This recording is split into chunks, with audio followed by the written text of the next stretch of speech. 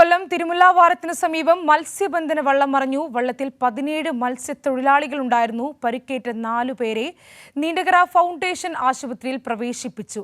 വിവരങ്ങളുമായി രാജ്കുമാർ ചേരുന്നുണ്ട്. രാജ്കുമാർ, 17 പേരുണ്ടായിരുന്ന മത്സ്യബന്ധന വള്ളമാണ് മറിഞ്ഞത്.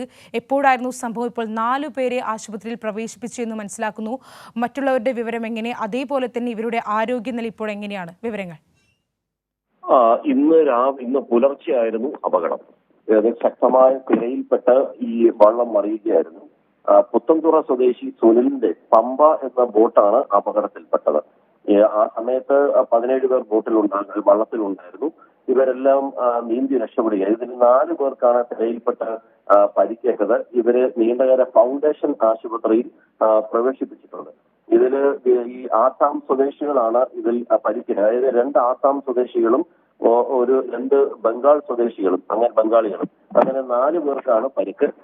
നിസ്സാര പരിക്കുകൾ മാത്രമാണ്. ഇതിൽ ആശങ്കയ്ക്ക് വകയില്ല എന്നാണ് ഫിഷറീസ് ഉദ്യോഗസ്ഥരും പോലീസും അറിയിച്ചിട്ടുള്ളത്. ശരി. കൊല്ലം തിരുമുല്ലാവാരത്തിന് സമീപം മത്സ്യബന്ധന വള്ളം മറിഞ്ഞു. വള്ളത്തിൽ 17 മത്സ്യത്തൊഴിലാളികളുണ്ടായിരുന്നു. അതിൽ 4 പേരെ ഇപ്പോൾ ആശുപത്രിയിലേക്ക് പ്രവേശിപ്പിച്ചിരിക്കുകയാണ്. മറ്റുള്ളവർ നീന്തി രക്ഷപ്പെടുകയായിരുന്നു. വിവരങ്ങളാണ് രാജ്കുമാർ നൽകിയത്.